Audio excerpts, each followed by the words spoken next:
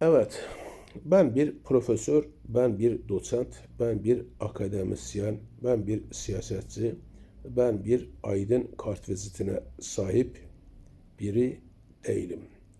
Ben bir ilahiyatçı, ben bir din adamı, ben bir alim, ben bir müştehit değilim. Ben bir gazeteci, ben bir yazar değilim.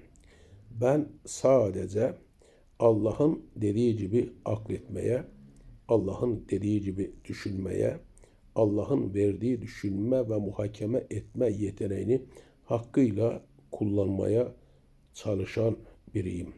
Ben Allah'ın emrettiği gibi adaletten yana olunması, adaletin ayakta tutulması, her türlü adaletsizliğe itiraz edilmesi, karşı çıkılması gerektiğine inanan biriyim.